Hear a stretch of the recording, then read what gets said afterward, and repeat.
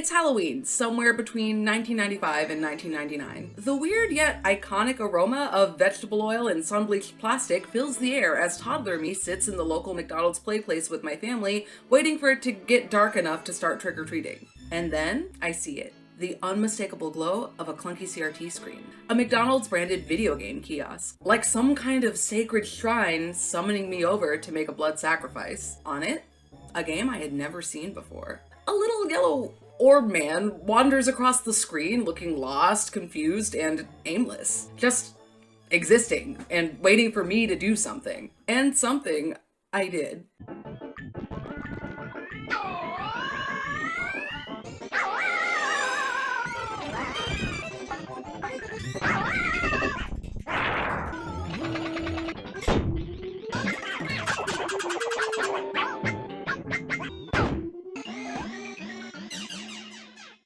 Pac-Man 2: The New Adventures isn't just some weird offshoot or a lazy license spin-off. It's one of the weirdest, strangest, most unhinged games I've ever seen slapped onto a cartridge. And you know what? It kinda rocked. And ruled.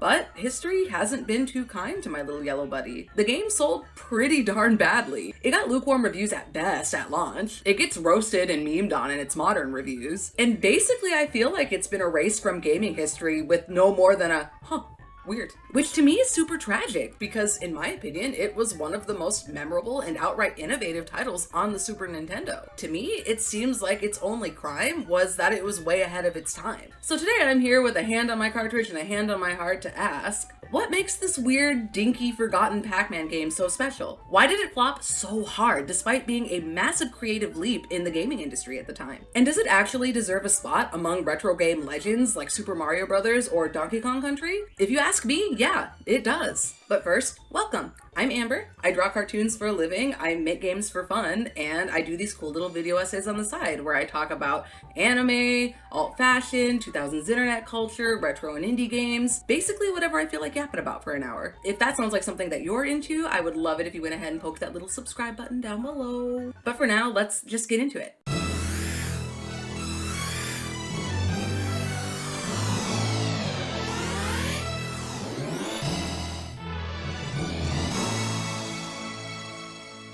When Pac-Man 2 first hit the market, it was pitched as something much more than just your average video game. It was sold as the world's first interactive cartoon. In posters, commercials, print ads, the instruction booklet, and even the game box itself, Namco tried to make it very clear that this game wasn't just your average button-mashing gameplay experience. No, this was supposed to be a fully interactive narrative event. A game where you, the player, act as some kind of omnipotent sky god, controlling whether Pac-Man, a supposedly independent being with a mind of his own, lives, dies, or has a complete psychological breakdown trying to get a bottle of milk.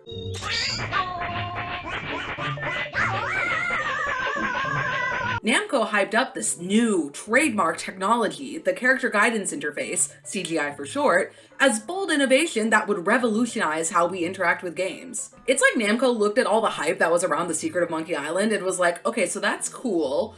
What if we did that? But instead of just having to solve puzzles, you actually had to hit the protagonist in the face with rocks until he figures his shit out. The core concept of this game is actually quite simple. Your job is to guide Pac-Man through various hurdles and challenges to complete small quests around Pac-World. But the big twist is that you don't control Pac-Man directly. Instead, you manipulate his mood and environment to get him to do what you want him to do. You don't play as Pac-Man, you play as you. Sometimes that means knocking an apple out of a tree to cheer him up enough to face his neighbor's scary bulldog.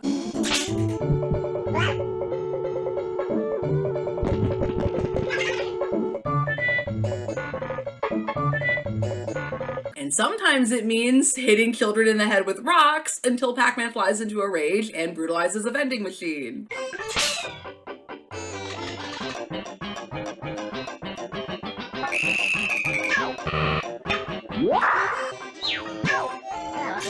Questionable game design decisions aside, this is where the whole interactive cartoon thing really comes into play. In Pac-Man 2, every situation you find yourself in leans hard into outright Looney Tunes logic. Hammy slapstick gags, exaggerated and emotional overreactions, and just tons of unique hand-drawn character animations that exist purely to attempt to entertain, rather than just for functional gameplay purposes. The very first thing you do in this game is enter Pac-Man's world, a black and white TV straight from the 50s. And each new level of the game starts out with an I Love Lucy style episodic cutscene, complete with flat sitcom staging and corny iris wipes. The only thing missing was a laugh track.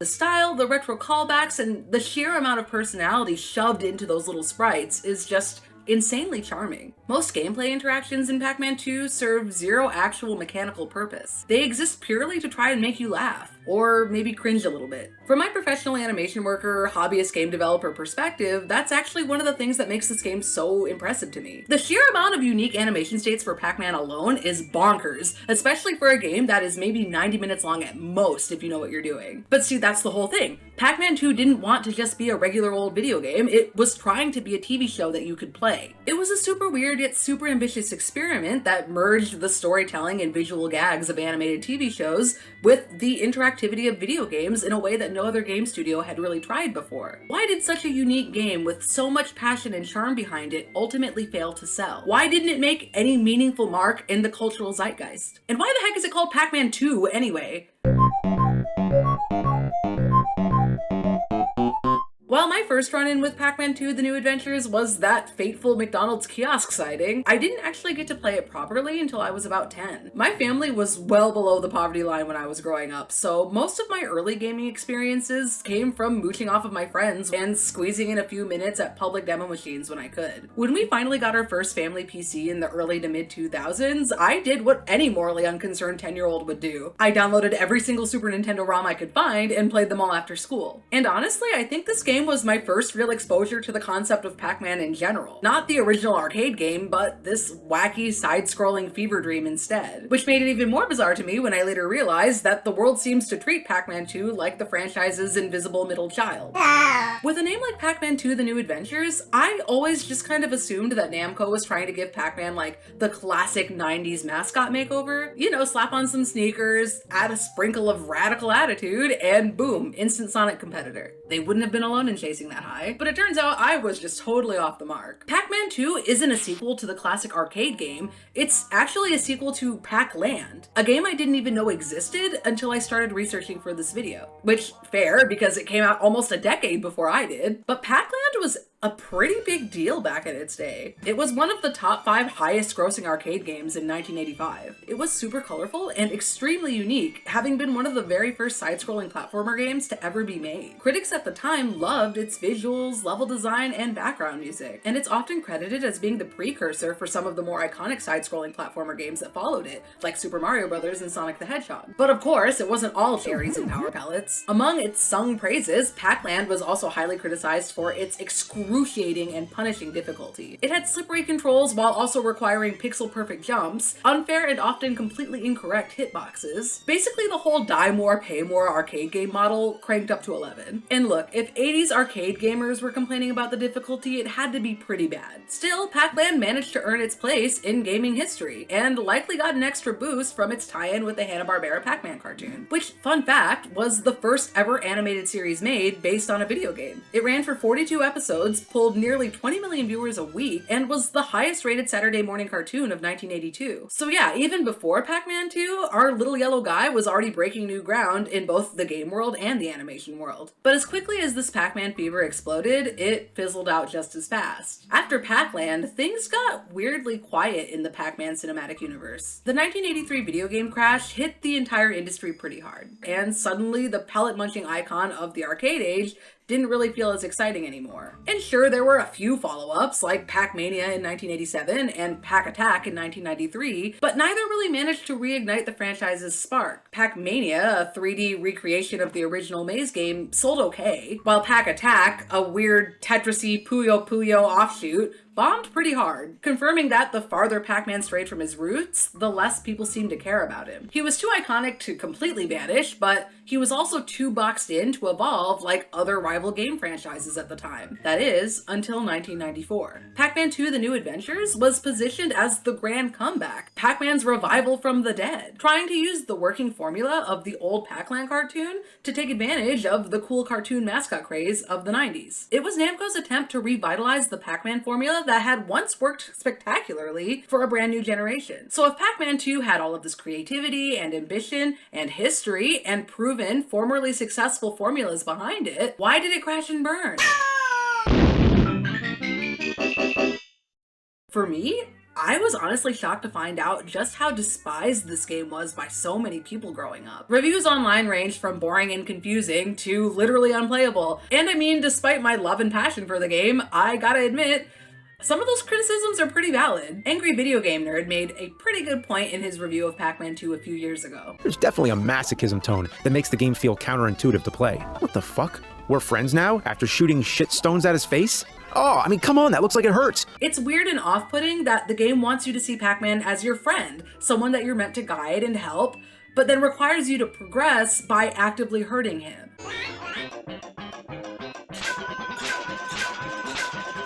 You're forced to make birds attack him, make him trip over rocks, knock him out cold, sometimes even poison him, just to keep the story moving. I actually saw this play out in real time at a party a while back. I popped in my Pac-Man 2 cartridge with a group of friends who had never even heard of this game before, and their faces when I told them, okay, so now you have to hit the innocent children walking in the background with a rock so Pac-Man gets pissed off, it was something. It was something. Pure abject horror is how I would describe it. And honestly, I get it. Even for me, a seasoned Pac-Man 2 connoisseur. I was trying to say that in like that dweeby way. I'm not a good voice actress, y'all. Don't even try to. Even for me, a seasoned Pac-Man 2 connoisseur who has the whole game memorized from top to bottom, it still feels messed up. The game sometimes forces you to be outright cruel to progress, and most players, even as kids, just didn't really vibe with that. There have been some studies that show that when a moral choice is given in video games, players overwhelmingly opt to pick the good option first, only doing the evil stuff in later playthroughs, usually just to see what happens. These studies have found that gamers usually do this because most players feel uncomfortable making choices that don't align with their actual moral values. So one of Pac-Man 2's biggest selling points, the idea that you could abuse and manipulate your buddy as much as you wanted, was understandably a huge turnoff for a lot of people. So, you got friends, but imagine if you had one special friend. Hi, I'm your buddy. One that would do anything for you. Here, drink this. Chewy. Wear this. Well, you can with Pac-Man 2, the cool interactive cartoon. He's your best pal, and no matter how much you abuse him, he'll still come back for more. So get Pac-Man 2 for Sega and Super NES. Get the box. I mean, what are friends for? Then, of course, there are some issues with the gameplay itself. Obtuse puzzles, random and sometimes completely unpredictable mood swings, and some of the most confusing, what the hell am I even supposed to do now, moments ever coded. Like many other point-and-click games of the era, you often had to trigger chains of events in absurdly specific sequences. And Pac-Man 2 added an extra layer of chaos to all that by tying it all to Pac-Man's mood. If he's too happy, his ego gets him wrecked. If he's too mad, he'll start destroying things. And if he's too sad, good luck getting him to listen to you. At all. Look at the damn flower, Pac-Man, it's right under your feet, what the fuck? So you're constantly juggling puzzles, mood management, and whatever unhinged chaos you accidentally unleashed by something as innocuous as popping a balloon. But all that aside, I personally think another big part of why Pac-Man 2 failed was probably poor timing and poor audience targeting. The point-and-click genre was thriving in the 90s, yes, but the Super Nintendo wasn't exactly the go-to console for that kind of gameplay. Point-and-click games were more popular with PC gamers at the time, specifically adult gamers, whereas the Super Nintendo was firmly locked as the console of choice for kids and teens. On top of that, the whole Pac-Man fever that carried the success of Pac-Man 2's predecessors had been over for over a decade by the time it released. And this game's visual callbacks to Pac-Land and the Hanna-Barbera cartoon just weren't really relevant anymore. Pac-Man 2 not only heavily relied on nostalgia for the 80s Pac-Man boom, but also nostalgia for the 50s and 60s, old cartoons and sitcoms. And so, ultimately, it was being pandered to the wrong audience. Kids wanted Sonic, not the mid-century sitcom dad that their parents liked when they were kids. And yet, despite some of the short-sighted development and marketing decisions, Pac-Man 2's development contains some serious forward thinking. The whole second-person gameplay idea, where you're not the protagonist, but rather an external force influencing the protagonist, is something we see in an endless amount of games today. From things like The Sims, Dwarf Fortress, RimWorld, and even Needy Streamer Overload. Kind of. Spoilers. Back then, the idea was bizarre and unlike almost anything else the market had ever seen. Today, it's everywhere. So yeah, Pac-Man 2 was extremely weird. It was clunky and it was frustrating at times, and sometimes it made you feel extremely awful for having to hurt your little friend. And animals. And children. But it was also super gutsy. It was trying to do something totally new and push the limits of what a game could really be. It was very far from perfect, but it was also way more creative and interesting than most of us gave it credit for. And so when you think about it, did Pac-Man 2 fail because it was a bad game, or did it fail because it was misunderstood?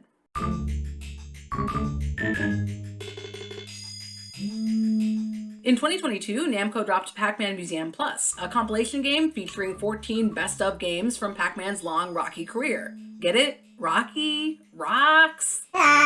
And yet, much to the dismay of me and the 3 other Pac-Man 2 truthers, our GOAT was nowhere to be found. Some fans seem to think that it got snubbed because of legal issues surrounding the Mrs. Pac-Man character, since her arcade game pops up as a reward for collecting collectible cartridges in Pac-Man 2. But to me, this theory doesn't totally check out, because Mrs. Pac-Man literally showed up as a purchasable DLC in the first Pac-Man Museum compilation back in 2014, and Pac-Man 2 still didn't make the cut even back then. Personally, I'm convinced that Namco just quietly locked this game in the basement like a shameful family secret nobody wants to talk about. Pac-Man 2 is not available to purchase or play on any modern consoles. Meanwhile, you can play even the jankiest of Pac-Man offshoots like Pac-Attack or Pac-in-Time on your PlayStation, your Switch, your PC, and maybe even your smart fridge if you tried hard enough. Sales-wise, the story's not much better. I wasn't able to find any sales data for the North American release, but according to the game data library, Pac-Man 2 sold about 69,000 copies in Japan. Nice.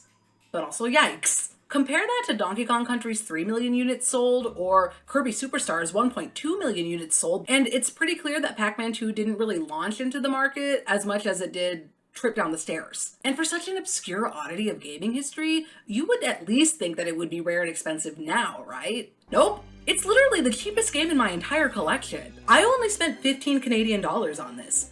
15. Even known stinkers like Mario is Missing cost me at least 20 bucks, dude. And this game is just Luigi doing his geography homework. It's actually super tragic because when I think about Pac-Man 2's failure to launch, I can't help but to think about another deeply misunderstood Super Nintendo game that originally bombed for a lot of the same reasons.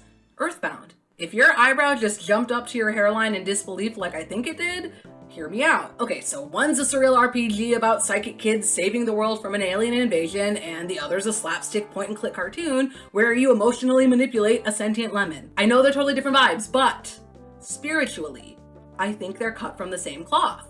Both leaned hard into 1950s Americana aesthetics, both subverted and in many ways rewrote the expectations of their genres, and both were basically punished for being a little bit too weird a little bit too early. Right game, wrong decade. But the thing is, Earthbound eventually got its second chance. When Super Nintendo emulation really started to take off in the early 2000s, people started rediscovering Earthbound and cultivated a passionate fan community that spread praises of the game via word of mouth. And due to the cult fandom it developed, it hit the Wii U Virtual Console in 2013, going from weird obscure flop to the Super Nintendo's most sacred text. These days, a loose Earthbound cartridge goes for nearly 500 bucks. And so with Earthbound's Undertale Dog,